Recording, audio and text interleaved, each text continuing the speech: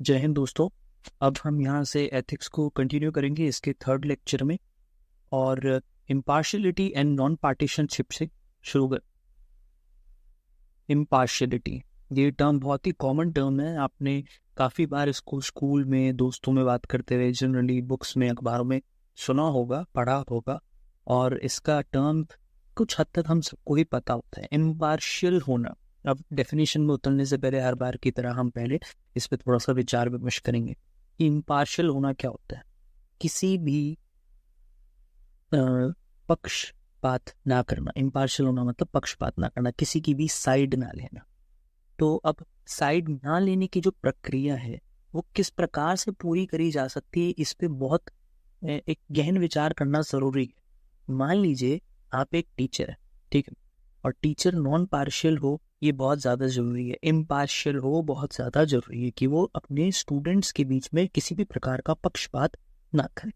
अब इम्पार्शियल होने के लिए आपको क्या क्या करना होगा, क्योंकि इम्पार्शियलिटी ऐसी चीज़ नहीं है जो अपने आप हो जाती। कभी कभार सिचुएशन ऐसी होती है कि आपको इम्पार्शियलिटी करने के लिए भी कुछ करना पड़ता है। आप सोचेंगे कि मैं किसी की भी साइड नहीं ले रहा तो मैं अपने आप इम्पार्शियल हो जाऊंगा, लेकिन ज़रूरी नहीं है। हो सकता है सामने जो दो पक्ष हैं वो इस प्रकार से हैं कि आपको अगर इम्पार्शियल होना है तो उसके लिए आपको कुछ आगे बढ़ के एक के लिए करना पड़ेगा, तब आप इतने इम्पार्शियल हो पाएंगे। मान लीजिए मान लीजिए आप एक टीचर हैं और आपके सामने दो स्टूडेंट्स हैं, ठीक है, और वो जो दो स्टूडेंट हैं उन दोनों की आप एक टेस्ट ले रहे हैं, उन दोनों का टेस्ट ले रहे हैं। जो एक तरफ बैठा हुआ स्टूडेंट है उसकी तरफ खिड़की जो है वो खुल गई, और खिड़की खुलने के कारण कुछ ऐसी परेशानी हुई कि वो टेस्ट देने में 5 मिनट एक प्रॉब्लम में फंस गया। मान लीजिए छत से पानी टपक रहा था और उसको पानी टपकने के कारण उसको अपनी सीट इधर उधर करनी पड़ी, जिसमें 5 मिनट वेस्ट हो गए। और दूसरी तरफ जो स्टूडेंट था वो लगातार अपना टेस्ट देता रहा। अब ऐसी सिचुएशन में अगर मान लीजिए आप उस बच्चे की जिसके ऊपर किसी समस्या आई, उसका कोई पक्ष, उसकी उसकी कोई मदद नहीं करते हैं, उसको जो 5 मिनट उसके वेस्ट हुए उसको 5 मिनट एक्स्ट्रा नहीं देते हैं, तो ऐसे में आप इम्पार्शियल नहीं कहलाएंगे। आप कहेंगे कि मैंने तो किसी की भी साइड नहीं ली, मैंने तो इनको बिल्कुल खुला छोड़ दिया। इम्पार्शियल होने के लिए आपको उस बच्चे को 5 मिनट एक्स्ट्रा देना पड़ेगा, तब जाके आप इम्पार्शियल होंगे। और अगर मान लीजिए दोनों बच्चे जो एग्जाम दे रहे हैं उनके दोनों की सिचुएशन में कोई भी अंतर नहीं है, दोनों वैसे की वैसे ही हैं, और ऐसे में आप दोनों में से किसी की भी पर्टिकुलर कोई अलग से मदद नहीं करते, तो आप इम्पार्शियल कहलाएंगे। तो इम्पार्शियल होने के लिए कभी कभी एक्शन ना लेना जरूरी होता है और कभी कभी एक्शन लेना जरूरी पड़ जाता है।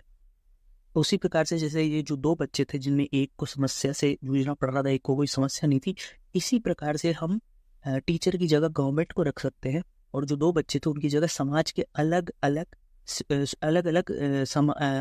समाज के अलग अलग वंचित वर्गों को रख सकते हैं। जैसे मान लीजिए एक तरफ कोई आदमी है और एक तरफ कोई फीमेल है, महिला है। अब हो सकता है फीमेल जो है उसको थोड़ी ज़्यादा प्रॉब्लम होती हो किसी चीज़ के कारण, जैसे मेंस्ट्रुअल साइकिल के एग्जांपल ले लेते हैं या फिर प्रेगनेंसी के एग्जांपल ले लेते हैं, मैटरनिटी लीव होती है, उनकी ज़रूरत महिलाओं को थोड़ी ज़्यादा पड़ती है, क्योंकि प्रेगनेंसी का आदमियों पे डायरेक्टली तो कोई भी असर नहीं पड़ता, महिलाओं पे ही डायरेक्ट इनडायरेक्टली पड़ता है, वो अलग बात है। लेकिन इस बारे में तो अगर हम एक्चुअल में इम्पार्शियल होना चाहते हैं तो हमें महिलाओं को थोड़ा ज़्यादा फेवर करना पड़ेगा, और फेवर करके ही हम एक्चुअल में इम्पार्शियल हो पाएंगे।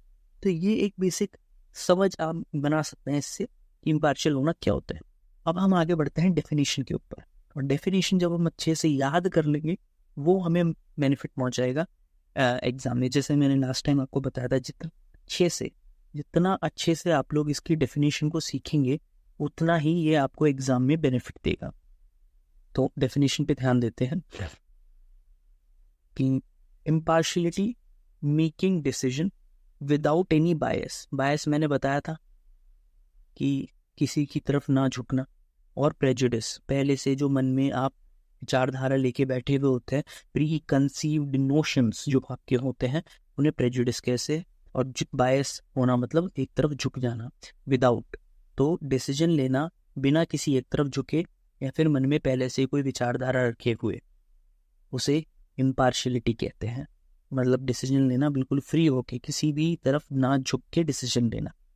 It is refusal to discriminate between human based on religion, race, caste, sex, nationality और पॉलिटिकल ओपिनियंस। इसमें और भी कई आधार पर जो है हम डिस्क्रिमिनेट कर सकते हैं, तो वो भी इसमें से हट जाएंगे। लेकिन हम यहाँ पे इम्पार्शियलिटी गवर्नेंस के आधार पर देख रहे हैं, इसलिए हमने ये कुछ जो टॉपिक्स हैं इन्हीं पे बोला है। तो इसका बेसिक डेफिनेशन क्या हो जाएगा? Making decision without any bias और prejudice. It is the refusal to discriminate between human being based on different criterias like religion, caste, race, etcetera. अब ये होता है इम्पार्शियलिटी। इसके बाद हम देखेंगे नॉन पार्टीसनशिप क्या होता है। कुछ लोगों को क्या इम्पार्शियलिटी और नॉन पार्टीसनशिप में एक्चुअल डिफरेंस है वो समझ में नहीं आता, इसको हमने समझना होगा। और बहुत ज़्यादा डिफरेंस नहीं है, बहुत डीप जाते हैं तब जाके थोड़ा डिफरेंस समझ में आता है। नॉन पार्टीसनशिप क्या होता है? Non partisanship is the virtue of not being specifically affiliated, किसी के साथ स्पेसिफिकली जुड़ाव ना रखना with any group. The virtue क्या था? हमने देखा था हाई लेवल की जो ह्यूमन वैल्यूज होती हैं, जो बहुत हाई, जिनका बहुत ज़्यादा सम्मान होता है किसी भी समाज में, उसको वर्च्यू कह देते हैं। जैसे कि अगर आप मान करें किसी वॉरियर क्लैन है, कोई क्षत्रियों का समूह है, एक क्षत्रियों की कोई कम्युनिटी है, तो वहाँ पे जो करेज होता है, हिम्मत, वो उसको वर्च्यू की तरह देखा जाता है। तो वर्च्यू मतलब हाई लेवल वैल्यू, कोई भी ऐसी वैल्यू जिसका समाज में बहुत ज़्यादा सम्मान है, उसे वर्च्यू कहें।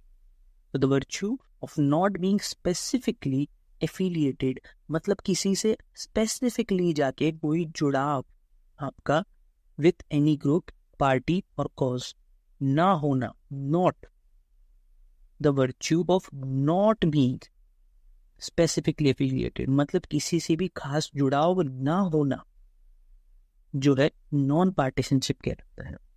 It flows from constitution and not it flows from constitution and not any ideology। तो ये कॉन्स्टिट्यूशन से हमें मिलता है, किसी आइडियोलॉजी के थ्रू हमें नॉन पार्टीसनशिप नहीं मिल पाएगा।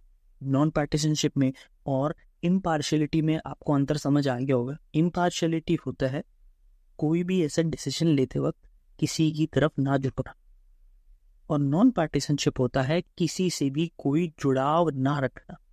अब इसमें अंतर ये है कि जब आप डिसीजन ले रहे हैं तो आप किसी से जुड़ भी सकते हैं, आप इम्पार्शियल हो सकते हैं किसी एक से जुड़ते हुए। अगर वो पहले से ही शोषित वर्ग है, दबा कुचला वर्ग है, तो उससे आप जुड़ के उसको दूसरे वर्ग के बराबर ला रहे हैं, तो आप इम्पार्शियल हैं।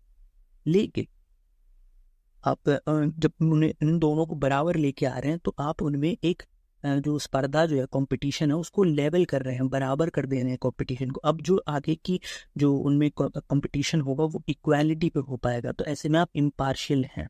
अगर आपकी स्कूल में कोई बच्चा है, वो अगर बहुत बीमार है और आप टीचर हैं, तो आप बीमार बच्चे को जो है थोड़ा सा एक्स्ट्रा टाइम दे देंगे, तो आप इम्पार्शियल ही हैं उसमें। लेकिन जब आपने उस बीमार बच्चे को थोड़ा एक्स्ट्रा टाइम दे दिया अपना होमवर्क पूरा करने के लिए, तो ऐसे में आप नॉन पार्टीसन नहीं रह पाए, आपने पार्टिसिपेट कर लिया। बट पार्टिसिपेट यहाँ पे किस आधार पर करा जा रहा है? एक बच्चे की साइड लेने पे नॉन पार्टीसन या पार्टीसन के आधार पर आप नहीं देख सकते। लेकिन अगर आप किसी पर्टिकुलर ग्रुप से जुड़ जाते हैं, कोई पार्टी से जुड़ जाते हैं, या फिर किसी कॉज से जुड़ जाते हैं, कॉज कुछ भी हो सकता है, किसानों के कॉज होते हैं, जैसे थ्री फॉर्म लॉज को पीछे लाने के लिए, वापस रिपील करवाने के लिए फार्मर्स ने प्रोटेस्ट किया था, तो वो एक कॉज था।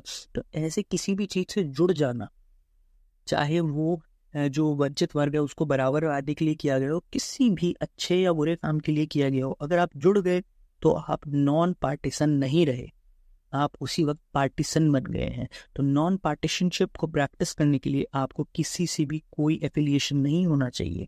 दूसरी तरफ जो इम्पार्शियलिटी है, उसको प्रैक्टिस करने के लिए आपको डिसीजन मेकिंग के दौरान किसी की भी तरफ अलग से नहीं झुकना है।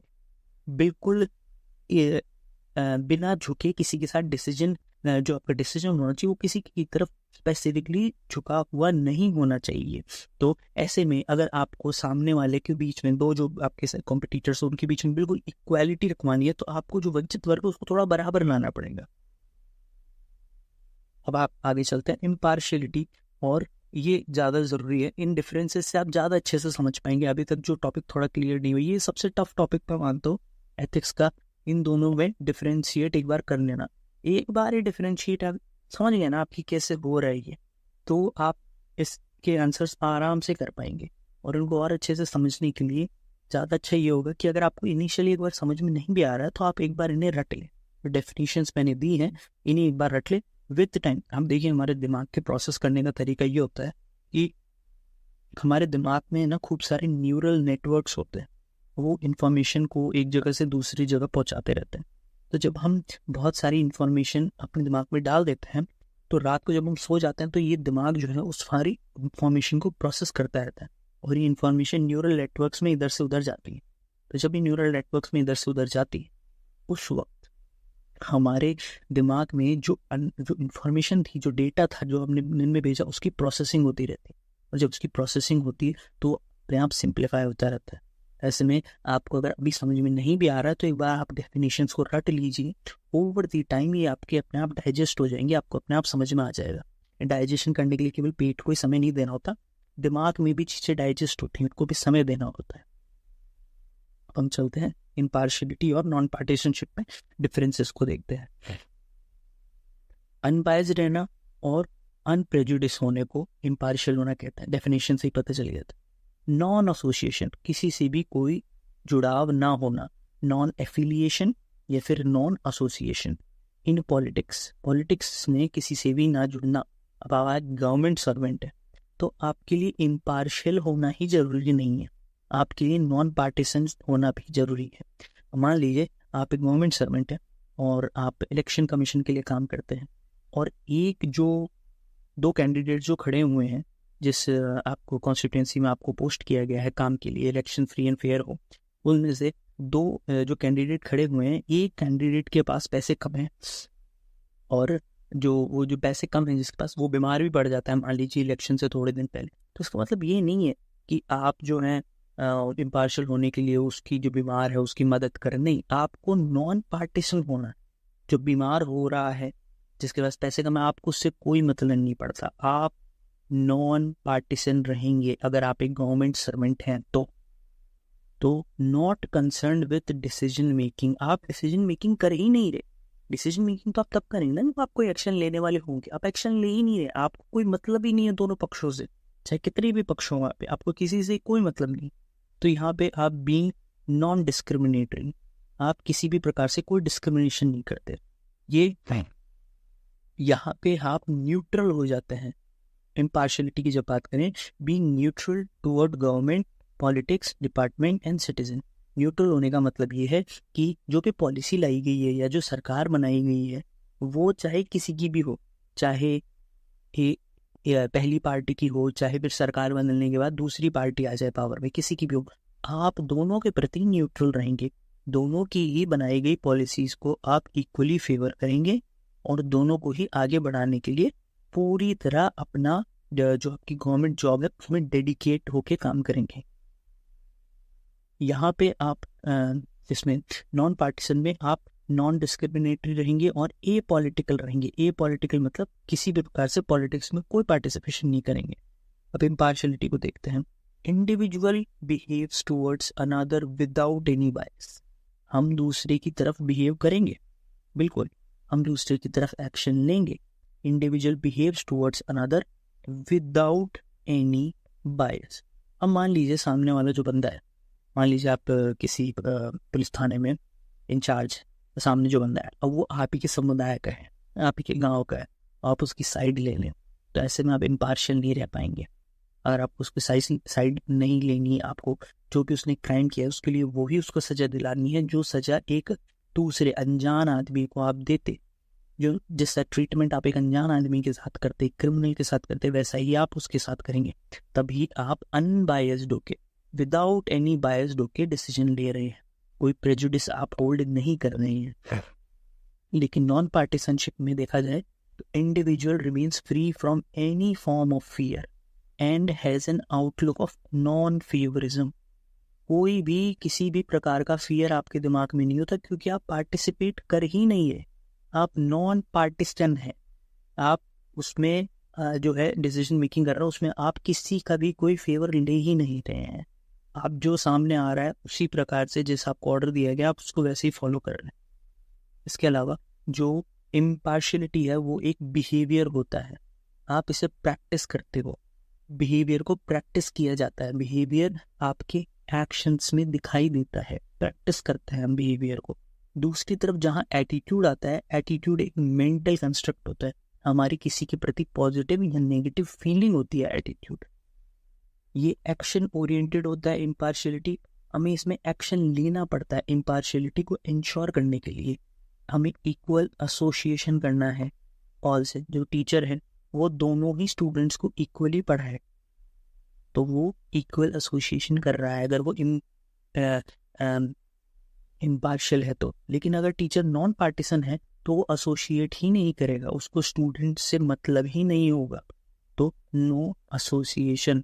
उसी प्रकार से जैसे आप कोई गवर्नमेंट सर्वेंट है तो आपको इस बात से कोई मतलब नहीं है कि सामने वाला जो कैंडिडेट है वो कौन सी पॉलिटिकल पार्टी का है।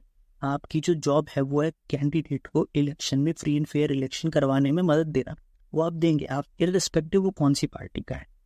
पॉजिटिव कंसेप्ट है इम्पार्शियलिटी, और नॉन पार्टीसन एक नेगेटिव कॉन्सेप्ट है क्योंकि आपको कुछ करने से रोक रहा है। नेगेटिव कॉन्सेप्ट वो होते हैं जो आपको कुछ करने से रोकते हैं, पॉजिटिव कॉन्सेप्ट जो आपको कुछ करने के लिए बोलते हैं। तो इसके आगे हम देखते हैं रेलेवेंस क्या है नॉन पार्टीसनशिप का। अब सबसे पहले हम जो भी रेलेवेंस देखेंगे उस डिवाइड कर देंगे कि वो रेलेवेंस किसके लिए है। अब ये जो मुद्दा है ये पूरा मुद्दा गवर्नेंस से रिलेटेड है, और गवर्नेंस में हमेशा 3 पक्ष होते हैं। ये 3 पक्ष के आधार पर ही गवर्नेंस से रिलेटेड आप जो क्वेश्चन है वो अगर सॉल्व करेंगे तो एक ज़्यादा अच्छा फ्रेमवर्क आपको आपके क्वेश्चन में मिलेगा। तो नॉन पार्टीसन होने के लिए आपको 3 लोगों के लिए गवर्नेंस को जो है तीन लोगों के पर्सपेक्टिव से देखना होगा। पहला होगा तो पॉलिटिकल क्लास, जो पॉलिटिशियंस हैं वो अगर नॉन पार्टीसन होंगे या फिर अगर गवर्नेंस का मोड नॉन पार्टीसन होगा तो क्या बेनिफिट होगा उनके लिए, या फिर उनके नॉन पार्टीसन होने से क्या बेनिफिट होगा। दूसरा है द ब्यूरोक्रेसी, जो IAS IPS अलग अलग एडमिनिस्ट्रेटिव ऑफिसर्स होते हैं वो सब। और थर्ड है आम जनता, पब्लिक। तो इन तीनों के लिए क्या रेलेवेंस है नॉन पार्टीसनशिप का वो हम अब देखेंगे। पॉलिटिकल क्लास की अगर बात करें तो पॉलिटिकल क्लास जब नॉन पार्टीसन होती है पॉलिटिकल क्लास, तो वो ट्रस्ट जनरेट कर पाती है, वो किसी एक समुदाय के साथ नहीं जुड़ती, पूरे जन कल्याण में एक साथ काम करती है, तो वो ट्रस्ट जनरेट कर पाती है। दूसरा, give advice and implement it without fear और फेवर, क्योंकि उनको किसी एक समुदाय को खुश करने के लिए जो अलग से लुक्रेटिव बातें बोलनी पड़ती है वो बोलेंगी ही नहीं। वो पॉलिटिशियन जो राजनीति होती है उससे ऊपर उठ के जन कल्याण के लिए पूरी तरह अपने आप को सौंप देंगे, तो वो बिना डर के पूरे फेवर के साथ में एडवाइस दे पाएंगे और उसे इम्प्लीमेंट कर पाएंगे। हम ब्यूरोक्रेसी की जब बात करें तो ब्यूरोक्रेसी के लिए सबसे बड़ा फायदा ये होगा कि अगर नॉन पार्टीसनशिप प्रैक्टिस करी जाएगी तो जो पोस्टिंग होती है और जो ट्रांसफर होते हैं वो मेरिट के आधार पर करे जाएंगे, ना कि ब्यूरोक्रेट्स के जो पॉलिटिशियंस के साथ पर्सनल कनेक्शन है, वो किस स्टेट से आते हैं, किस जिले से आते हैं, उनकी कास्ट क्या है, उनका रिलीजन क्या है, इसके आधार के बजाय उनके मेरिट के आधार पर होने लग जाएगा। और ब्यूरोक्रेसी में हम एक बेटर वर्क कल्चर देखेंगे जहाँ पे ब्यूरोक्रेट्स फ्री होके बहुत ही डेडिकेट होके एक कमिटेड ब्यूरोक्रेसी का जो है बहुत अच्छा एग्जाम्पल देंगे। फिर हम बात करते हैं पब्लिक के लिए। तो पब्लिक में जब ये होगा तो पब्लिक का कॉन्फिडेंस बढ़ेगा, ट्रस्ट जो होगा पब्लिक का वो सबसे इम्पॉर्टेंट चीज़ है। अगर पब्लिक ट्रस्ट नहीं करेगी गवर्नमेंट में या पॉलिटिशियंस में तो पॉलिसीज़ का इम्प्लीमेंटेशन इम्पॉसिबल हो जाएगा। जब तक जनता खुद नहीं मानती ये चीज़ को, हाँ, तब तक जनता को आप ये काम नहीं करवा सकते। जैसे कि 3 फार्म लॉज की अगर हम बात करें तो वो जो सरकार है वो लेके आई थी फार्मर्स के भले के लिए, लेकिन फार्मर्स को कोई ट्रस्ट ही नहीं था उस वक्त। अगर वो ट्रस्ट नहीं था, इसी कारण से वो 3 फार्म लॉज सरकार को अंततः वापस लेने पड़े। As public interest is paramount. हाँ, और द आइडियल्स ऑफ डेमोक्रेसी, जो डेमोक्रेसी के आइडियल्स हैं कि जो ग्रास रूट लेवल के जो लोग हैं उनका कैसे आप भला कर सकते हो, ये है मेन डेमोक्रेसी। जो पार्टिसिपेशन है गवर्नेंस में वो कैसे आप करवा सकते हो, तो वो नॉन पार्टीसनशिप से और इन इम्पार्शियलिटी से ही हो सकता है। और खास चीज़ ये है कि इसमें जब हम रेलेवेंस देखेंगे तो यहाँ सिर्फ नॉन पार्टीशनशिप की ही नहीं, यहाँ पे साथ में हम इम्पार्शियलिटी की भी ये जो है रेलेवेंस मान सकते हैं इनको। तो ये साथ में इम्पार्शियलिटी की भी हो जाएगी। एंड इन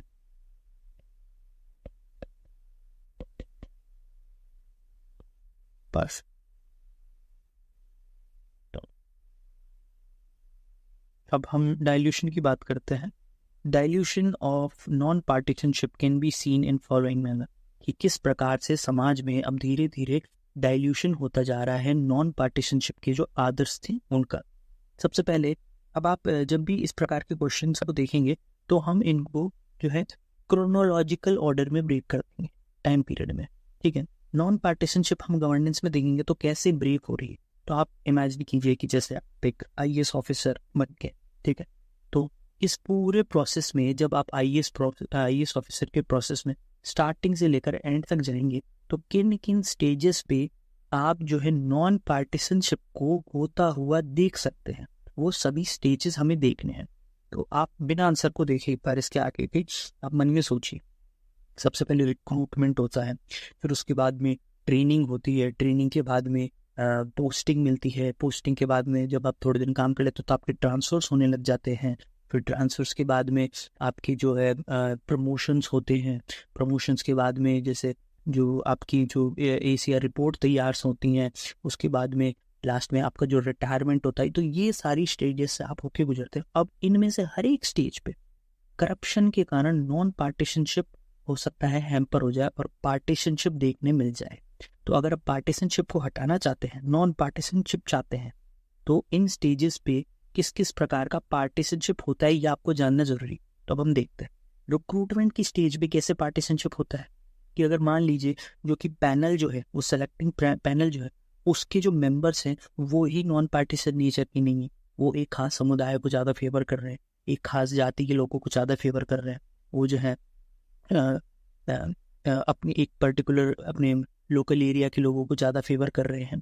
इसका एग्जांपल अभी थोड़े दिनों पहले आरपीएससी में देखने मिला था, राजस्थान स्टेट पीसीएस में, जहाँ पे जो चेयरमैन थे उनकी वीडियो जो है लीक हो रहे थे, जिसमें वो जाति से रिलेटेड गालियाँ पक रहे थे, किसी को कास्टिस्ट रिमार्क दे रहे थे। तो ऐसे में उस इंसान की मेंटालिटी का पता चलता है कि ये कास्टिस्ट मेंटालिटी वाला इंसान है। तो जाहिर सी बात है सभी कास्ट के लोगों को इक्वली फेवर नहीं करने वाला जब वो लोग वहाँ पे रिजल्ट एग्जाम में आएंगे, इंटरव्यू में आएंगे। उसके बाद ट्रेनिंग के दौरान हम जो देखते हैं कि एक्टिव ब्यूरोक्रेट्स को रेगुलरली भेज दिया जाता है ट्रेनिंग करने के लिए और फील्ड जॉब से उनको अलग कर दिया जाता है। तो जो बहुत अच्छे से काम कर रहे होते हैं और पॉलिटिशियंस के साथ मिल बैठ के साठ गांठ करके नहीं रहते, तो उनको जो है ट्रेनिंग करने के लिए वापस भेज दिया जाता है किसी ना किसी झूठे चार्जेस पे, नहीं तो उन्हें ट्रेनिंग देने के लिए भेज दिया जाता है कि आप बहुत अच्छे ब्यूरोक्रेट हो, आप जाके ट्रेनिंग दीजिए। इसके अलावा ट्रांसफर जो है वो होते हैं, पोस्टिंग जो है वो उनको अच्छी पोस्टिंग नहीं मिलती, जो पॉलिटिशियंस का नहीं मानते, कहा नहीं मानते और थोड़ा अपने हिसाब से बाय द रूल लॉ चलते हैं, ज़्यादा ईमानदार होते हैं, तो उनको जो है पोस्टिंग अच्छी जगहों के बजाय ऐसी जगहों की पोस्टिंग देती थी जहाँ से वो ज़्यादा कुछ कर नहीं पाते।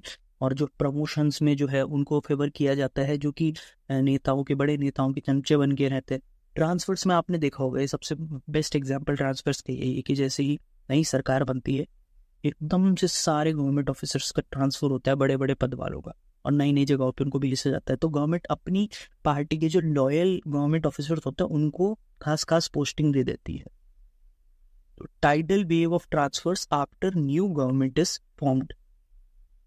परफॉर्मेंस अप्रेजल की बात करते हैं तो एसीआर रिपोर्ट जो है वो तैयार होती है। एसीआर रिपोर्ट में आपके जो सीनियर्स हैं वो आपकी रिपोर्ट बनाते हैं कि आपने अच्छे से काम किया है नहीं किया। तो परफॉर्मेंस अप्रेजल में जो एनुअल कॉन्फिडेंशियल रिपोर्ट बनती है वो पॉलिटिशियंस भी बनाते हैं, और वो हो सकता है काफ़ी बार जो है आपके अगेंस्ट में बना दे, क्योंकि अगर आपने उनका कोई पर्सनल काम नहीं किया हो, उनकी किसी बंदे का काम नहीं करवाया हो तो। और जैसे कोल्यूसिव स्कैम्स और क्राइम्स होते हैं, कोल स्कैम हुआ था, फेक एनकाउंटर करवाए जा रहे हैं पुलिस वाले, पुलिस के द्वारा पॉलिटिशियन के साथ सांठ गांठ करके, गैंगस्टर्स के साथ सांठ गांठ करके। उसके अलावा पोस्ट रिटायरमेंट जॉब्स का भी एक नया ट्रेंड बहुत एक जो राइज में देखा जा रहा है। जैसे कि इसका हम एग्जांपल देख सकते हैं कि हमारे जो एक्स चीफ जस्टिस थे रंजन गोगोई जी, वो भी राज्यसभा के मेंबर बन जाते हैं। और अभी 2-3 एग्जांपल और देखने मिले हैं। एक वेस्ट बंगाल के जज हैं, उन्होंने जैसे रिटायरमेंट लिया, रिटायरमेंट के जिस बाद उन्होंने एक पर्टिकुलर पार्टी ज्वाइन कर ली। तो जो रिटायर्ड जजेस जो है राज्यसभा में जा रहे हैं, या फिर रिटायर्ड जजेस NCLT के चेयरमैन बन रहे हैं, ये हम देख सकते हैं। अब इनका सोल्यूशन क्या है? ये तो प्रॉब्लम्स हो गई।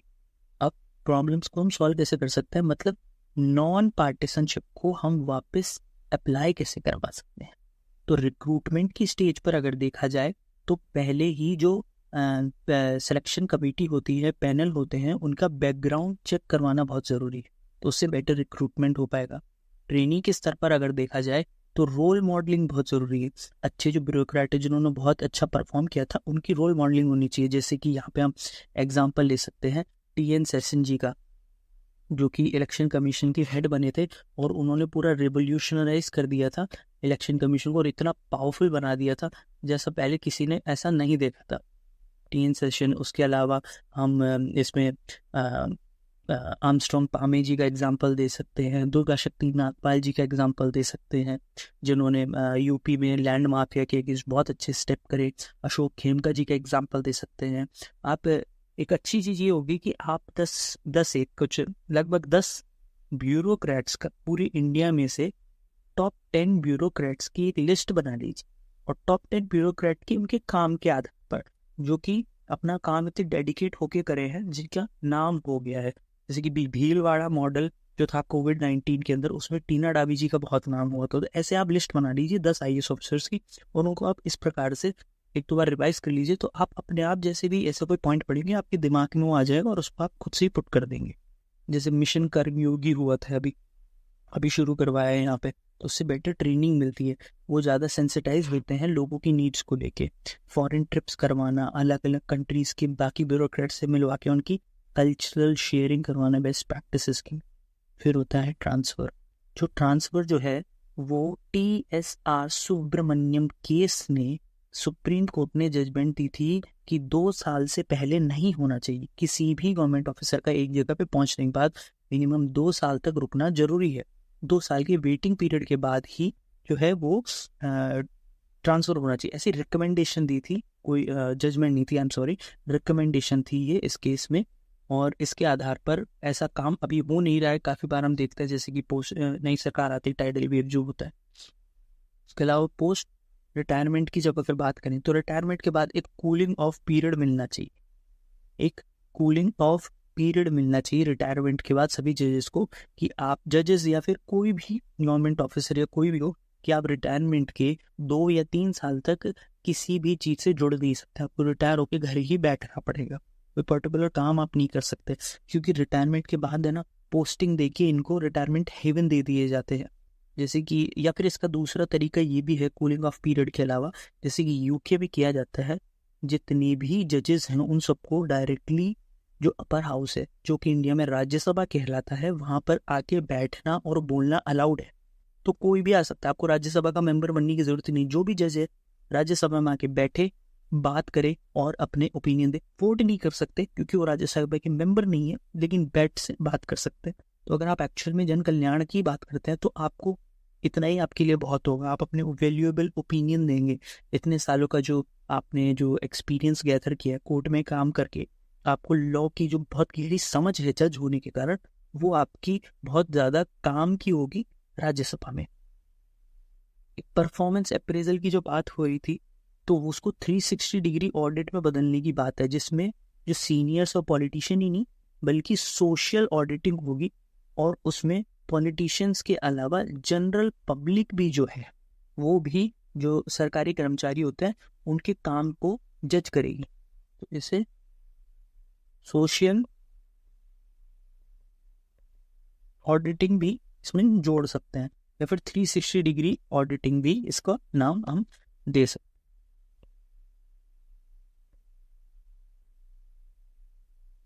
अब डेडिकेशन टू पब्लिक सर्विस, ये नए टॉपिक पे हम चलते हैं। अब आप इतनी देर में आपने देखा होगा कि जितने भी हमने पब्लिक सर्विस की बात करी है उसमें सबसे इम्पॉर्टेंट चीज़ है डेडिकेशन। क्योंकि आपके पास अगर हर चीज़ है और आपके पास डेडिकेशन ही नहीं है अपने काम को लेके, तो आप काम करोगे ही नहीं। जैसे ही आप नॉर्मल काम भी कर रहे हैं तो हल्की सी अगर मुसीबत आई तो आप उस काम से अपना हाथ खींच लोगे, पीछे हट जाओगे। तो आपके ऐसे में डेडिकेशन होना बहुत ज़्यादा ज़रूरी है। तो डेडिकेशन क्या होता है? डेडिकेशन होता है is the quality of being passionately committed. किसी काम में पैशनेटली कमिटेड होने की जो आपकी क्वालिटी है, और तो टास्क, पर्पस या फिर जो थॉट है उसके प्रति आपकी पैशनेटली पूरे दिल से जुड़ जाने की, कमिट हो जाने की जो क्वालिटी है उसे डेडिकेशन कहते हैं। किसी भी टास्क, काम, पर्पस, एम और थॉट, विचार के प्रति आप जो दिल से जुड़ जाते हैं उस जुड़ाव को डेडिकेशन कहते हैं। हम डेडिकेशन और कमिटमेंट में क्या अंतर होता है, ये दोनों चीजें जो हैं हम सुनते रहते हैं। डेडिकेशन और कमिटमेंट में ये अंतर होता है कि a person can be committed even if he doesn't have passion and inspiration. Commitment can be just code contract driven. अब आपने मान लीजिए किसी को कमिटमेंट दे दी, तो अब अगर मान लीजिए आप उस काम के लिए डेडिकेटेड नहीं भी हैं तो भी आप अपनी कमिटमेंट पूरी करने के लिए उस काम को करेंगे। लेकिन डेडिकेटेड अगर आप हैं किसी काम को लेके तो कुछ भी हो आप उस काम को पूरा करेंगे ही करेंगे, चाहे आपने किसी को कमिटमेंट दी हो चाहे नहीं दी हो, क्योंकि आपको उस काम को करने में ही मजा आने लग गया है। तो इसे कहते हैं डेडिकेटेड होना और कमिटेड होने में अंतर। डेडिकेशन जो है वो किस किस चीज पर आधारित होता है? पब्लिक सर्विसेज वाले लोगों को क्या क्या डेडिकेट करने के लिए क्या क्या डिटर्मिनेंट्स हैं, मतलब कौन सी चीजें हैं जो उनको डेडिकेटेड पब्लिक सर्वेंट बनाती हैं। तो पहली चीज तो ये है सैलरी, उनकी सैलरी, उनको रेगुलर सैलरी मिलती है तो वो डेडिकेटेड रहते हैं अपने काम को लेके। पर्क्स मिलते हैं और काफी सारी, जैसे घर मिल जाता है किसी को, गाड़ी मिल जाती है, ड्राइवर मिल जाता है, गवर्नमेंट फैसिलिटी मिल जाती है, सिक्योरिटी मिलती है। उसके अलावा जॉब सिक्योरिटी, अब आपकी गवर्नमेंट में जॉब सिक्योर है तो आप डेडिकेटेड होकर काम करेंगे। फिर उसके बाद आता है ह्यूमन वैल्यूज, जैसे आप जो अच्छे, आप एक्चुअल में अच्छे इंसान हैं तो आप जिस पद पर बैठे हैं उस पद पर बैठ के आप अच्छे से काम करते हैं क्योंकि आप एक्चुअल में अच्छे इंसान हैं और आप लोगों की पीड़ा समझते हैं। तो जैसे ह्यूमन वैल्यूज होगी जैसे कि कंपैशन, सेल्फलेसनेस, और आपका एटीट्यूड ही सेवा भाव का है, सेवा भाव के प्रति आपका पॉजिटिव एटीट्यूड। इसके बाद आता है internal motivation, higher order need. ये हम जैसे पहले देखे थे, खूब सारी नीड्स होती है, जो बेसिक नीड्स होती है रोटी कपड़ा मकान, फिर उसके ऊपर की नीड्स होती है एम्बिशन वगैरह, फिर उससे भी ऊपर की नीड्स होती है सोशल वेलफेयर जैसी, ठीक है। तो हम पहले स्टेज पे रोटी कपड़ा मकान जो इकट्ठे करते रहते हैं उनको डाल सकते हैं। सेकंड में एम्बिशन होते हैं कि भाई मुझे कुछ बड़ा करना है, कुछ बड़ा अचीव करना है, कोई बड़ी कंपनी बनाना।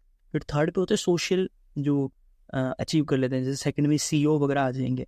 थर्ड में आ जाएंगे जो सोशल एक्टिविज्म करते हैं, जैसे कि हमारे फ्रीडम फाइटर्स थे, डॉक्टर अंबेडकर हैं, या फिर करंट एग्जाम्पल में आप कैलाश सत्यार्थी ले सकते हैं जिन्होंने नोबेल प्राइज जीता है। और वो जो वुमेन एम्पावरमेंट, उन्होंने बहुत काम किया। चाइल्ड लेबर से, चाइल्ड लेबर को बाहर करने के लिए उन्होंने बहुत काम किया है। तो इसमें आप एग्जाम्पल ले सकते हैं।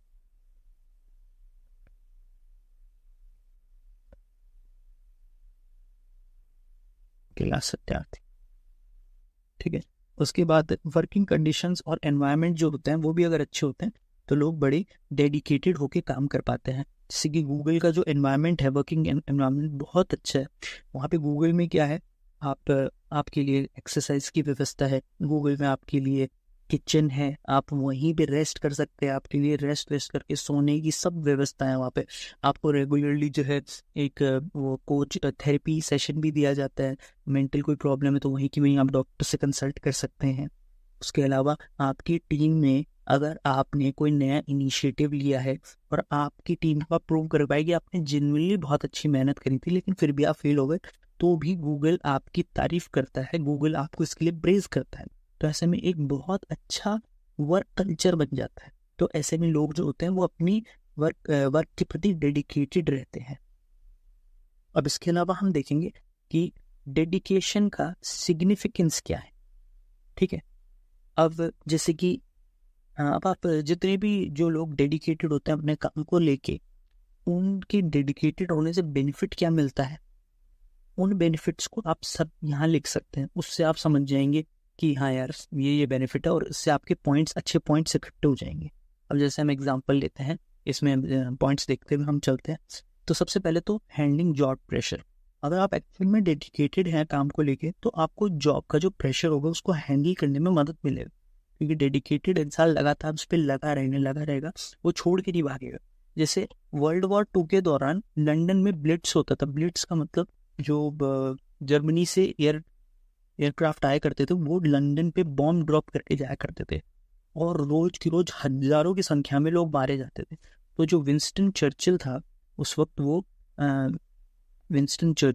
उस वक्त लंदन, इंग्लैंड के, यूके के पीएम थे, प्राइम मिनिस्टर, वर्ल्ड वॉर 2 के दौरान। तो ऐसे में वो इंटेंस प्रेशर झेल रहे थे। आज तक किसी भी ब्रिटेन के प्रधानमंत्री ने इतना प्रेशर नहीं झेला था जितना वर्ल्ड वॉर 2 के दौरान जो जर्मनी से लड़ते हुए ब्रिटेन के प्रधानमंत्री ने झेला था। तो वो प्रेशर वो तभी झेल पाए क्योंकि वो अपने काम को लेकर डेडिकेटेड था। परसिवरेंस, आर्मस्ट्रॉन्ग पारे में परसिवरेंस होता है कि लगे रहना, किसी काम को लेकर लगातार लगे रहना, चाहे कितनी भी मुसीबत आ रही फिर भी आप लगे रहे अपने काम को लेके। तो आर्मस्ट्रॉन्ग पामे का हमें पता है, इन्होंने जो है पीपल्स रोड बनाई है लोगों से। तो इनको भी स्टार्टिंग में काफ़ी रेजिस्टेंस देखना पड़ा था, लोग इनको सपोर्ट नहीं कर रहे थे, लोगों को लग रहा था कि भाई ये तो ऐसी बातें कर रहा है, कोई सीरियस नहीं है, हमारे यहाँ पे भी कभी सड़क बन सकती है। लेकिन उन्होंने कंटिन्यूसली मेहनत करी, लोगों को मनाया, तो परसिवरेंस के जरिए इन्होंने अचीव किया, और डेडिकेटेड थे अपने काम को लेके, इसीलिए परसिवरेंस मेंटेन कर। हॉस्टाइल सिचुएशन, जो बहुत, जैसे जो पुलिसकर्मी होते हैं वो नक्सलवादी एरिया में काम कर रहे होते हैं, या फिर हमारे आर्मी के जवान या फिर आर्म्ड फोर्सेस के जवान जो वहाँ पे काम कर रहे होते हैं, वो अपने काम को लेकर डेडिकेटेड होते हैं, इसीलिए वैसे एरिया में सरवाइव कर पाते हैं। वो वहाँ जाके काम करने के लिए इसीलिए राजी होते हैं क्योंकि वो देश की सेवा करने के लिए एक्चुअली डेडिकेटेड हैं। तो आपको हॉस्टाइल सिचुएशन में, जहाँ पे जान माल का खतरा है, वहाँ पे भी अपना काम करने में मदद देता है डेडिकेशन।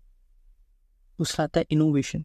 डेडिकेटेड आदमी जो होता है वो लगातार दिमाग लगाता रहता है। जैसे इंसान लगातार अपना है ना, फुल पावर पे ब्रेन को घुमाता रहता है कि कैसे मैं और बेटर करूँ, सिचुएशन कैसे करूँ, क्या करूँ। तो इनोवेशन ऐसे में लीड करता है वो आदमी। जैसे कि स्वप्निल तांबे थी, एक है IAS ऑफिसर, उन्होंने क्राउड फंडिंग के जरिए दिवाली की लाइटनिंग करवाई। तो वो डेडिकेटेड थे अपने काम को लेके, इसलिए उनके दिमाग में इतना अच्छा आइडिया आया। सोशल रिफॉर्म आप ले सकते हैं। सोशल रिफॉर्म जो करते हैं वो वही लोग करवा पाते हैं जो समाज को सुधारने के लिए बहुत ज़्यादा डेडिकेटेड हो, वरना सब लोग अपनी पर्सनल लाइफ में इतने बिजी होते हैं, सबको लगता है किसको पढ़िए। तो सोशल रिफॉर्म्स वही लोग ला पाते हैं जो बहुत ज़्यादा डेडिकेटेड होते हैं। तो social opposition and lack of support from political executive होते हुए भी सोशल रिफॉर्म करवा देने के लिए आपको डेडिकेशन चाहिए। फिर आते हैं इम्प्रूविंग वर्क कल्चर। ये चलता है, एटीट्यूड है सरकार में, चलता है यार, ऐसे ही चलता है, करप्शन भी ऐसे ही चलता है, ये भी ऐसे ही चलता है, साफ सफाई गंदगी सब ऐसे ही चलती है। तो ये जो इस कल्चर को अगर आपको इम्प्रूव करना है तो उसके लिए आपको डेडिकेशन चाहिए। और सबसे important, last but not least, good governance. अगर आपको गुड गवर्नेंस चाहिए तो उसके लिए आपको लास्ट माइल तक जाना होगा। आपको इंश्योर करना होगा कि DBT में ढंग से लोगों तक पैसा पहुंचाया जा रहा है। और यही नहीं कि आपने DBT के नाम पे, डायरेक्ट बेनिफिशियरी ट्रांसफर के नाम पे, मनरेगा के वर्कर्स में अकाउंट में पैसा पहुंचा दिए। आपको ये भी देखना है कि जो वर्कर्स हैं क्या उनके पास बैंक की कनेक्टिविटी है भी, क्या वो जा भी पा रहे हैं बैंक, क्या उनके इलाके का बैंक रोज खुल भी रहा है, या उनको परेशानी तो नहीं हो रही, कहीं कोई और नया मिडिल मैन तो नहीं आ गया जो उनको बैंक से पैसे निकाल के लाने के नाम पे पैसे उनके खा रहा है। तो इसे कहते हैं last mile connectivity. And user तक सर्विस का ढंग से जो है पहुंचाना, उसे गुड गवर्नेंस में कहलाया जाएगा। और इसके लिए आपको चाहिए डेडिकेशन। विसल ब्लोइंग, आप अगर एक्चुअली में सुधारना चाहते हैं किसी संस्था को तो ही आप विसल ब्लोइंग करेंगे और इतने सारे नए दुश्मन बनाएंगे, क्योंकि आप डेडिकेटेड हैं। ग्रीवेंस रिड्रेसल, काम कर देना अलग चीज होती है, लेकिन उस काम की ढंग से जो है सर्विस डिलीवरी ना होने पे जो लोगों को ग्रीवेंस होता है उसको एंड में रिड्रेस करना, वो एक बहुत आगे का जो है थॉट है। और वो तभी हो पाता है गुड गवर्नेंस में पॉसिबल जब आप डेडिकेटेड हो। तो इस टॉपिक के बाद अब हम आगे चलते हैं। टॉलरेंस अब एक नेक्स्ट टॉपिक है और ये बहुत इंपॉर्टेंट टॉपिक है, इस पे अक्सर क्वेश्चन बनते रहते हैं टेक्स्ट में। तो टॉलरेंस होती क्या है? इस पर हम चलते हैं और हर बार की तरह डेफिनेशन देखने से पहले हम सोचेंगे कि टॉलरेंस क्या होती है। और टॉलरेंस हमने देखा है कि टॉलरेंस हमने काफ़ी बार सुनी होगी और हम बचपन से देखते आ रहे हैं कि दूसरे विचारधारा या दूसरे आइडियोलॉजी के अलावा दूसरे समुदाय के लोग, दूसरे कल्चर के लोग, दूसरी प्रांतियों के लोग, दूसरी भाषाओं के लोगों के साथ में रह पाना और उनके साथ रह के घुल मिल के रह के बिना किसी लड़ाई के रह पाने को और उन्हें अपने ही लिविंग स्पेयर में हंसी खुशी के साथ रहने देने की जो आज़ादी है उसे टॉलरेंस कहते हैं। ये बहुत ही आम भाषा में हमने अभी समझा है इसे डेफिनेशन के थ्रू सारे डायमेंशंस को कवर करते हुए समझते हैं। Tolerance comprises of allowing people, लोगों को अलाउ करना, टू एक्सरसाइज, कि वो प्रैक्टिस कर सकें या फिर वो परफॉर्म कर सकें या एक्सरसाइज कर सकें देयर राइट। कौन से राइट? Exercise the right. कौन से right? Religious, political, constitutional. Tolerance का मतलब लोगों को उनके राइट प्रैक्टिस करने देना। कौन से राइट? रिलीजियस राइट, जैसे कि आपके धर्म की वो रिचुअल है, पूजा पाठ करना, नमाज ऑफर करना, जो है बाइबल के वर्सेस बोलना या फिर लंगर करवाना, तो ये उनके धर्म के पार्ट हैं, उनको वो प्रैक्टिस करते हैं राइट की तरह, एक राइट की तरह वो प्रैक्टिस करते हैं, इसलिए इनको प्रैक्टिस करवाने देना टॉलरेंस होता है। दूसरा पॉलिटिकल राइट्स, जैसे कि अपने पसंदीदा कैंडिडेट को वोट करना, अपनी पसंदीदा पॉलिटिकल पार्टी की रैली करवाना। उसके अलावा कॉन्स्टिट्यूशनल राइट्स, और कॉन्स्टिट्यूशनल राइट्स इतने सारे हमारे सारे पॉलिटिकल राइट्स, फंडामेंटल राइट्स वो देख सकते हैं हम यहाँ पे। तो और इसके अलावा टॉलरेंस हमें क्या सिखाता है? It teaches us to respect all religious, races, caste, gender, opinions and ideologies. अब आइडियोलॉजी जहाँ पे आ जाता है ना, वहाँ पे चीज़ खत्म हो जाती है। इसके बाद एक्सेप्टर लिखने की यूजुअली जरूरत नहीं पड़ती, क्योंकि आइडियोलॉजी का मतलब ही है विचारधारा। विचारधारा कुछ भी हो सकती, तो और आधा एक्स्ट्रा पॉइंट लिखने की जरूरत नहीं पड़ती लास्ट में अगर हम आइडियोलॉजी लिख देते हैं। तो टॉलरेंस हमें क्या सिखाता है? कि हम इन सब की रिस्पेक्ट करें। इसका बेस्ट एग्जाम्पल है एक तो अकबर की दीन इलाही। अकबर का दीन इलाही क्या था? रिलीजन था। अकबर ने बनाया था ये नया रिलीजन, एक्सपर्ट्स को बैठाया, सारे रिलीजन के एक्सपर्ट्स को बुलाया और सारे रिलीजन की बढ़िया बढ़िया जो बातें थी उनको जोड़ के एक नया धर्म बना दिया, दीन इलाही। और उसने खुद ने भी इस धर्म को अपना लिया था। इसके अलावा कुछ और लोग थे, जैसे बीरबल ने भी इस धर्म को अपना लिया था साथ में।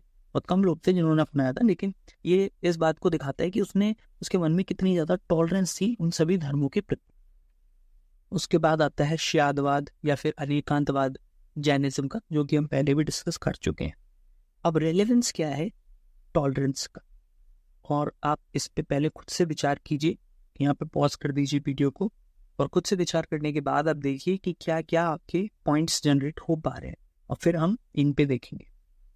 तो रेलेवेंस क्या आता है टॉलरेंस का? सबसे पहले तो सेक्युलर सोसाइटी के लिए टॉलरेंस बहुत ज़्यादा जरूरी है। अलग अलग धर्म के लोग साथ में रह ही नहीं पाएंगे अगर वो टॉलरेंस नहीं है, टॉलरेंट नहीं है एक दूसरे को लेकर। डेमोक्रेसी सर्वाइव नहीं कर सकती अगर आप टॉलरेंट नहीं है। फ्रीडम ऑफ एक्सप्रेशन और जो स्पीच है वो परफॉर्म कैसे करेंगे अगर आप टॉलरेंट ही नहीं है? अगर आप दूसरे की बात को सुन ही नहीं सकते तो आप टॉलरेंट है ही नहीं। तो ऐसे में डेमोक्रेसी सर्वाइव ही नहीं कर पाई। तो टॉलरेंस के कारण ही डेमोक्रेसी सर्वाइव करती है। तो इसमें एक वोल्टायर, एक बहुत बड़े दार्शनिक रहे हैं वोल्टायर, उनका एक कोट है that I will disagree with what you say but I will protect your right to say it with my life. अब जो भी बोल रहा है मैं उसके भले ही उसका विरोध करूंगा, लेकिन वो बोलने का आपका जो अधिकार है उसको मैं अपनी जान देके भी प्रोटेक्ट करूंगा। तो बहुत अच्छा कोट, आप इसको यूज कर सकते हैं। इसके अलावा एग्जाम्पल दे सकते हैं हम डेमोक्रेसी में मीडिया की जो फ्रीडम है। गौरी लंकेश जो एक जर्नलिस्ट थे जिनका मर्डर कर दिया गया था क्योंकि वो सच्चाई की फेवर में आवाज़ उठा रहे थे। इसके अलावा टॉलरेंस के कारण हम बेटर लीडरशिप स्किल्स डेवलप कर सकते हैं। कैसे? जिस कोई लीडर है जो कि डाइवर्सिटी को प्रमोट करता है, सभी डाइवर्स समुदाय के लोगों को एक साथ वो एकत्रित करके आगे बढ़ा सकता है, तो बेटर लीडरशिप देखी जाएगी। जैसे गांधी जी की देखी गई थी खिलाफत मूवमेंट के दौरान, जो कि खिलाफत कमेटी का लीडर गांधी जी को बना दिया गया था, जबकि खिलाफत कमेटी जो थी वो इस्लाम के मुद्दों पे डिस्कशन करने के लिए, और खलीफा को जो हटा दिया गया था ब्रिटिशर्स द्वारा उसके लिए बनाई गई थी इंडियन मुस्लिम्स द्वारा, और उसका लीडर बनाया गया एक हिंदू को, गांधी जी को। तो ऐसे में आप देख सकते हैं कितनी डाइवर्सिटी प्रमोट हो रही, लीडरशिप स्किल्स बढ़ रही। फ्रेटर्निटी, फ्रेटर्निटी मतलब ब्रदरहुड, तो जैसे कम्युनल हार्मनी होगी इसमें तो उससे फ्रेटर्निटी बढ़ेगी। इसके अलावा साइंटिफिक टेम्परामेंट बढ़ाता है और क्रिटिकल थिंकिंग बढ़ाता है। अगर आप में टॉलरेंस होगा तो आप अलग अलग विचारधारा वाले बातों को समझ पाएंगे। जैसे मान लीजिए कोई बहुत ही ज़्यादा रूढ़िवादी विचारधारा का आदमी है, जिसमें बाय द बुक और जो उसकी जैसे हम एग्जांपल ले सकते हैं क्रिश्चियन, कैथलिक क्रिश्चियंस का, जिनके सामने जब पहली बार ये बोला गया था गैलीलियो द्वारा कि जो दुनिया है वो गोल है, फ्लैट नहीं है, है ना, और अर्थ जो है वो यूनिवर्स के सेंटर में नहीं है, जबकि अर्थ जो है सोलर सिस्टम का एक पार्ट है, और सन जो है वो अर्थ के चक्कर नहीं काटता बल्कि अर्थ सन के चक्कर काटती है। तो उसको बहुत ज़्यादा प्रोसिक्यूशन झेलना पड़ा था, उसको बहुत ज़्यादा परेशानियां हुई थी। तो टॉलरेंस अगर होता उस समाज में तो वो उसको सुनते, उसकी बातें समझने की कोशिश करते, तो वो साइंटिफिकली ज़्यादा टेम्परामेंट डेवलप कर पाते अपने अंदर। तो टॉलरेंस ज़्यादा होता है वहाँ साइंटिफिक टेम्परामेंट भी ज़्यादा होता है और क्रिटिकल थिंकिंग भी जो है सपोर्ट होती है, क्योंकि हम डाइवर्स व्यूज़ को झेलते हैं। टॉलरेंट होते हैं हम डाइवर्स व्यूज़ को लेके, और फिर जब वो डाइवर्स व्यूज़ आके हमारे साथ जब घुल मिलते हैं हमारे व्यूज़ से, तो हम ज़्यादा साइंटिफिकली टेम्पर बनते हैं और क्रिटिकल थिंकिंग हमारी डेवलप हो पाती है। इसके अलावा सेंसरशिप जो है वो जो है उस पर कंट्रोल आता है। जैसे कि जो मूवी बैनिंग पे बात करी जाती है, जैसे पद्मावत मूवी को बैन करने की बात करी गई थी, और फिर जब बाद में देखी गई तो फिर पता लगा कि इसमें तो बहुत अच्छी मूवी बनाई गई, राजपूत जो समाज है उसकी कहीं पे भी कोई भी निंदा नहीं करी गई। तो टॉलरेंस अगर हो तो ऐसी प्रॉब्लम्स आपके सामने आई नहीं, बुक्स बैन ही नहीं होंगी। और ये फाउंडेशनल वैल्यू है एम्पैथी की और कंपैशन, ये सबसे इंपॉर्टेंट पॉइंट है। फाउंडेशन वैल्यू है एम्पैथी की और कंपैशन की, क्योंकि कंपैशन और एम्पैथी के लिए टॉलरेंस होना ही जरूरी है। बिना टॉलरेंस की एम्पैथी या कंपैशन हो ही नहीं सकता, वो एग्जिस्ट ही नहीं कर सकता। अब हम नेक्स्ट टॉपिक पे चलते हैं, वो है इंटेग्रिटी। इंटेग्रिटी क्या होता है? इंटेग्रिटी ऑनेस्टी का नेक्स्ट फॉर्म है।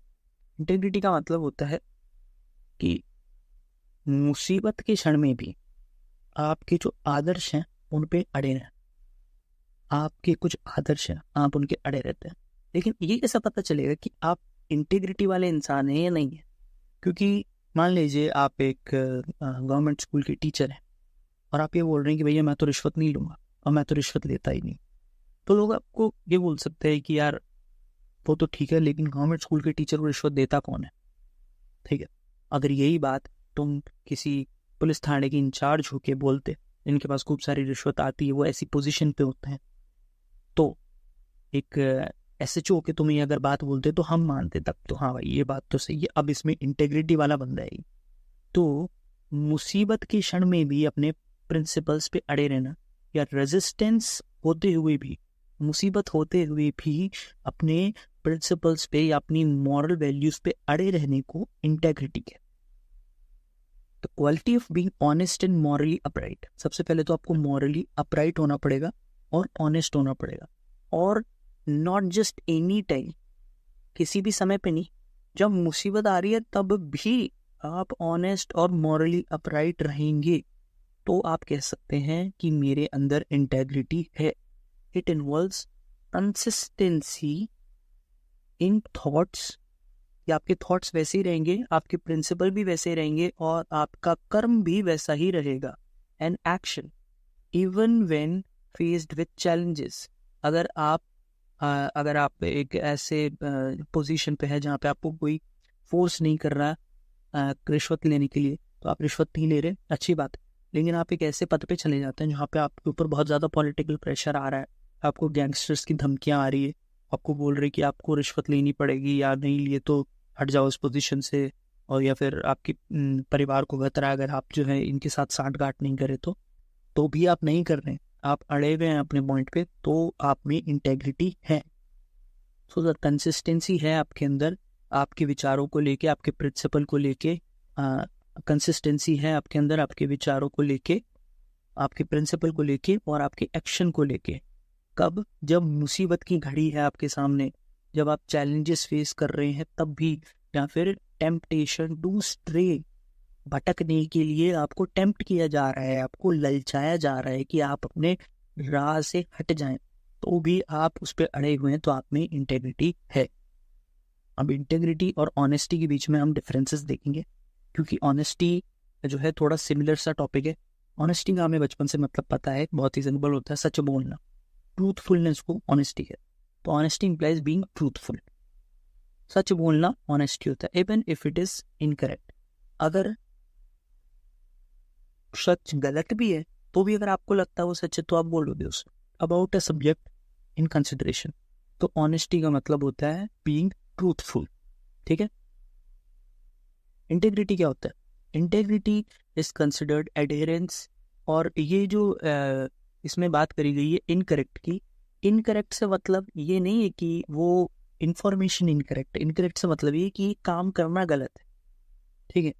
तो यहाँ पे इंटीग्रिटी की अब बात करते हैं। Integrity is considered as adherence to moral and ethical code, मतलब अपने मॉरल और एथिकल कोड पे चिपके रहना। एडहेरेंस, उनको छोड़ना नहीं, उनको उनसे बिल्कुल जुड़ के रहना, उनको त्यागना नहीं है।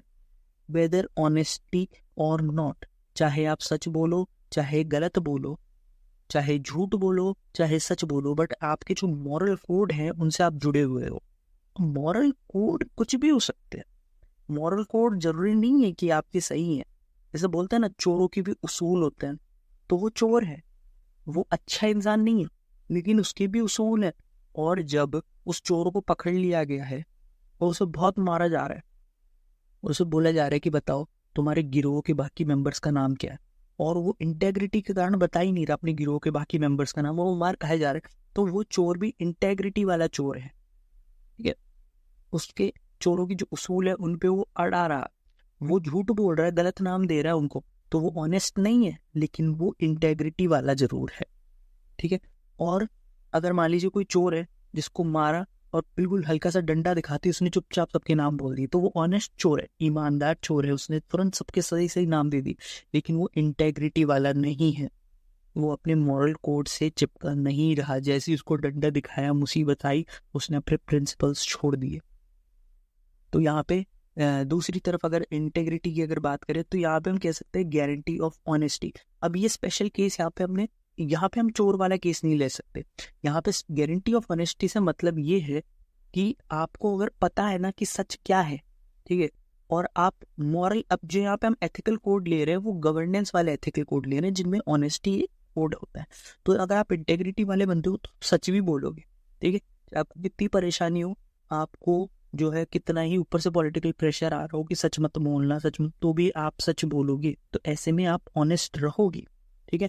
और ये एक्शन बेस्ड है, ये एक्शन बेस्ड। इंटेग्रिटी के लिए आपको स्पेशली एक्शन लेने पड़ेंगे, लेकिन ऑनेस्टी के लिए आपको सिर्फ बोलना है, वर्ड्स केवल बोलना है।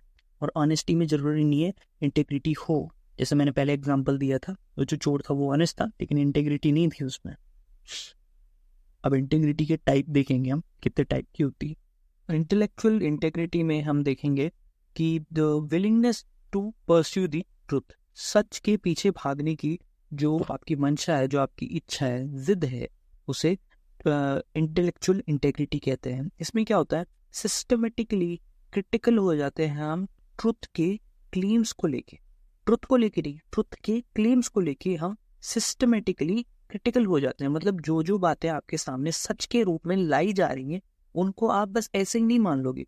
किसी ने कह दिया कि ऐसा हो जाता है, ऐसा हो जाता है, तो आप सिंपली मान नहीं लोगे, आप उनके मुद्दों की तह तक पहुंचोगे, उनको क्वेश्चन करोगे कि ऐसा कैसे कह दिया आपने, कैसा ऐसा क्यों होता है, बताइए इसमें। तो आप देखिए, जैसे कि खूब सारी चीजें होते हैं, जैसे कि इन जनरल हमें काफी बार सुनने मिलता है कि भाई नजर लग गई किसी के, या फिर किसी के दोष हो गया, कोई काला जादू हो गया, इस प्रकार की चीजें काफी सुनने मिलती हैं हमें। तो इंटेलेक्चुअल इंटीग्रिटी वाला आदमी कहने से ही मान नहीं लेगा, सिंपली ये नजर लग गई, किसी ने कह दिया तो आपने मान लिया कि भाई नजर लग गई। ऐसे कैसे? आप पूछेंगे क्या होता है ये, कैसे, मतलब इसका कोई साइंटिफिक प्रूफ है, कोई वैलिडेशन है, इस प्रकार के सवाल जो करता है, तो वो उसका मतलब इंटेलेक्चुअली इंटेग्रिटी वाला इंसान है। कैसे करते हैं हम ये सिस्टमेटिकली क्रिटिकल कैसे होते हैं हम ट्रुथ के क्लेम को? By analysing assumptions. जो अजम्पशंस हमारे सामने दे दिए जाते हैं कि हाँ ऐसा होता है, उन अजम्पशंस को हम एनालाइज करते हैं। जो प्री कंसीव्ड नोशन है जमाने के, समाज के, उनको हम क्वेश्चन करते हैं और एविडेंस के लिए देखते हैं कि ये जो बात आप बोल रहे हैं इसका कोई प्रूफ भी है, ये सिर्फ आपके बोलने पे ही मुझे मान लेंगे। बाकी valuing objectivity and evidence based decision making. Evidence जो होगा उसके आधार पर ही डिसीजन लिया जाएगा, उसमें इंटेलेक्चुअल इंटेग्रिटी होगी। तो इसका एग्जाम्पल क्या हो जाएगा? जैसे कि believing fake news. Fake news में जो मान लेते हैं बिना खुद का दिमाग लगाए, उसे इंटेलेक्चुअल इंटीग्रिटी वाला इंसान नहीं कहते। इसका बेस्ट एग्जाम्पल है कि जब डीमोनेटाइजेशन हुआ था तो उस वक्त 2000 के जो नोट्स आए थे, 2000 रुपए के जो नोट्स थे, उनके अंदर काफी सारे न्यूज चैनल में, बड़े बड़े न्यूज चैनल में ये बात करी जा रही थी कि उनके अंदर चिप होगी जो कि डिटेक्ट कर लेगी कि कहाँ पे वो इस वक्त स्टोर्ड है, किस वक्त वहां पर उन्हें ट्रैक कर सकती है। तो ये फेक न्यूज थी और कई लोगों ने इसको ऐसे ही मान लिया था बिना दिमाग लगाए। कोविड के दौरान काफी लोगों ने ये मान लिया था कि जो वैक्सीन होती है उससे नपुंसकता फैल जाती है, जो है रिप्रोडक्टिव ऑर्गन्स काम करना आपके बंद कर जाएंगे। तो ऐसे जो झूठे क्लेम्स पे जो गहन में विचार करके उनको मिथ को बस्ट करता है, उन्हें इंटेलेक्चुअल इंटीग्रिटी वाले इंसान कहते हैं। आती है मॉरल इंटेग्रिटी। ये जो इंटेग्रिटी का पार्ट जो सबसे ज्यादा प्रचलित है, जो अभी पढ़ रही थी, वो वाला है कि unconditional commitments to one's moral principles. जो आपके प्रिंसिपल्स हैं, जो आपके उसूल हैं, वो मुसीबत के क्षण में भी चाहे कितनी भी परेशानी झेलनी पड़ रही हो, आप उन पे खड़े रहेंगे। इसका बेस्ट एग्जाम्पल मेरे ख्याल से रहेगा एग्जाम्पल IAS अशोक खेमका जी। उनका बेस्ट एग्जाम्पल इसलिए क्योंकि उनका बहुत बार ट्रांसफर कर दिया गया है। उनके 20-25 साल के कैरियर में उनका 50 बार कुछ ऐसा ट्रांसफर कर दिया गया, लेकिन फिर भी वो जो है अड़े रहे अपनी सच्चाई की और इंटेग्रिटी जिद पर। इसके अलावा प्रोफेशनल इंटीग्रिटी का एग्जाम्पल ये होता है कि action in agreement with standards, norms and values of the profession. कि आप जो कर्म कर रहे हैं, आप जो स्टेप्स ले रहे हैं, वो आपके प्रोफेशनल नॉर्म्स और वैल्यूज की लाइन में। आप जैसे मान लीजिए आप बॉडी गार्ड है और आपके जिसके आप बॉडी गार्ड कर रहे हैं उसके ऊपर अटैक होता है, तो ऐसे में आप डरे नहीं, क्योंकि आपके प्रोफेशन के लोगों को तो बस मुसीबत में सामने आके खड़े हो जाना है। खुद की बॉडी एक बार मुसीबत में डाल देनी है, लेकिन सामने वाले को कोई नुकसान नहीं होना चाहिए। ये आपके प्रोफेशनल नॉर्म्स है, वैल्यूज हैं, आपकी स्टैंडर्ड्स हैं ये। तो ऐसे में जो बॉडीगार्ड करेजियसली एक्शन लेगा उसे प्रोफेशनल इंटीग्रिटी वाला कहेंगे। जैसे डॉक्टर्स की प्रोफेशनल इंटीग्रिटी होती है हिपोक्रेटिक ओथ, कुछ भी हो जाए पेशेंट को भी ना बोल के नहीं भेजेंगे, इलाज करेंगे ही करेंगे। लॉयर की जो होती है प्रोफेशनल इंटीग्रिटी होती है। अजमल कसाब के जो लॉयर थे, उन्होंने अजमल कसाब का केस जरूर लड़ा, लेकिन उससे जो उनको पैसा मिला था उन्होंने डोनेट कर दिया। बाकी अब नॉलेज विदाउट इंटेग्रिटी और इंटेग्रिटी विदाउट नॉलेज, ये दो इंपॉर्टेंट चीजें हैं। अब इसका जो है बहुत अच्छे से मैं इसको इस तरीके से समझाता हूँ कि नॉलेज तो है बेसिकली आपके लिए एक गन। मान लीजिए गन है, गन बहुत ही रिसोर्सफुल चीज़ होती है, बहुत ही वैल्यूएबल चीज़ होती है। उसको किस तरीके से यूज़ किया जाए उस पर डिपेंड करता है। तो नॉलेज जो है वो सिंपली एक स्किल है, एक वैल्यूएबल चीज़ है। आप उसका यूज़ किस तरीके से कर रहे हैं ये डिपेंड करेगा कि आप में इंटेग्रिटी है या नहीं है। अब वही नॉलेज अगर वही गन किसी टेररिस्ट के हाथ में लग जाए तो वो होगा नॉलेज विदाउट इंटेग्रिटी, और वही गन अगर किसी सोल्जर के हाथ में लग जाए, वो लोगों की रक्षा करेगा उससे, तो वो होगा नॉलेज विद इंटेग्रिटी। ठीक है, तो आपको नॉलेज विदाउट इंटेग्रिटी क्या होता है? जैसे कि एजुकेशन विदाउट वैल्यूज। तो आप बहुत ज़्यादा एजुकेटेड है लेकिन आप में वैल्यू नहीं है, तो आप डॉक्टर बन गए लेकिन फिर आप ऑर्गन ट्रीट कर रहे हो। ठीक है, आप पुलिस वाले बन गए लेकिन आप रिश्वत ले रहे हो। as useful as it seems, rather to make men it makes them a more clever devil। तो C.W. लुईस का एक कोट। इसके अलावा जैसे हर्षद मेहता का हम एग्जाम्पल ले सकते हैं।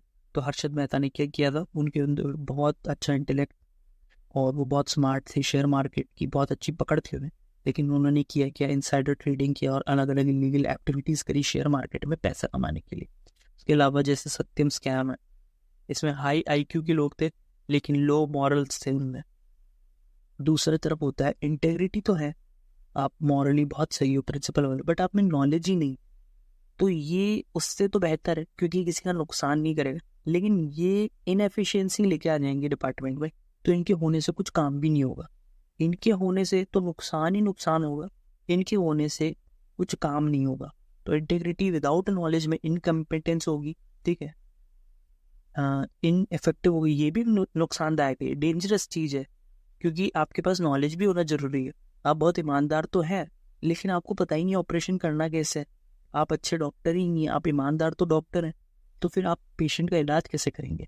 तो पुअर पब्लिक सर्विस डिलीवरी होगी ऐसे में, जैसा मैं कह रहा हूँ कि आप अच्छे डॉक्टर ही नहीं है तो अच्छे से इलाज नहीं कर पाएंगे। तो हम जो डिक्लाइन देख रहे हैं इंटेग्रिटी का सिविल सर्विसेज के अंदर, उसकी क्या प्रमुख कारण है? सबसे पहला कारण तो ये है हिस्टोरिकल, कि आखिर ये जो सिविल सर्विसेज है ये बनाई कैसे गई?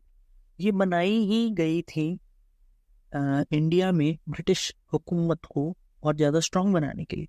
तो इनका काम ही ये था कि लोगों को ऑप्रेस करके रखना। तो कहीं ना कहीं वो जो कॉलोनियल माइंडसेट है, कॉलोनियल हिस्ट्री के जो तरीके, तौर तरीके, वो कहीं ना कहीं अभी भी सर्वाइव कर रहे हैं। तो हिस्टोरिकली जो कॉलोनियल हिस्ट्री थी ब्यूरोक्रेसी की, जैसे कि जो दस्तक का मिसयूज किया जाता था इन लोगों के द्वारा, या फिर जो प्राइवेट ट्रेड में पार्टिसिपेट किया जाता था इन लोगों के द्वारा, वो देखने मिलता है आज भी एक अलग रूप में, करप्शन के रूप में। सोसाइटल जो रीजन है इंटेग्रिटी की डिक्लाइन के, वो ये है कि समाज में इंडिविजुअलिज्म बढ़ रहा है, एकता कम होती जा रही है, मटीरियलिज्म बढ़ रहा है, भोग बढ़ रहा है, भोग विलास बढ़ रहा है। उसके अलावा लोग जो है एंड्स पे ज़्यादा फोकस कर रहे हैं मीन्स के बजाय, सही तौर तरीके अपनाने के बजाय लोग जल्दी से जल्दी रिजल्ट पाने पे ज़्यादा ध्यान दे रहे हैं, और इसके कारण अच्छे से पढ़ के एग्जाम पास करने की बजाय पेपर लीक जैसे काम हो रहे हैं, जैसे कि नीट पेपर लीक का एग्जाम्पल यहाँ आप दे सकते हैं। इसके अलावा एडमिनिस्ट्रेटिव कल्चर ही ऐसा है, यहाँ पे रेड टेपिज्म बहुत ज़्यादा है और चलता है एटीट्यूड है बहुत ज़्यादा, लोग जो है इन्हें झेलते हैं, बोलते चलता है एटीट्यूड, इसलिए। इसके अलावा लीगल जस्टिस की जहाँ तक बात है तो लो कन्विक्शन रेट है, जितने भी ब्यूरोक्रेट्स को पकड़ा जाता है किसी प्रकार के स्कैम में या कैसे केस, तो उनकी जो इंक्वायरी होती है वो भी दूसरे ब्यूरोक्रेट ही कर रहे होते हैं। तो इनमें जो ब्रदरहुड की फीलिंग, उसके कारण ये उनको एक दूसरे को माफ कर देते हैं। इनकी एनुअल रिपोर्ट बनाई जाती है उसमें भी बहुत अच्छी अच्छी तारीफ करते हैं, तो इनके एक तरीके से ब्रो कोड होता है इनका, है ना, लीगल लूप होल्स को ये बाईपास कर जाते हैं आराम से। पॉलिटिशियंस जो होते हैं वो खुद ही मिले हुए होते हैं hand in gloves with corrupts, तो ये यहाँ पे पॉलिटिशियंस और ब्यूरोक्रेट्स का एक नेक्सस बन जाता है।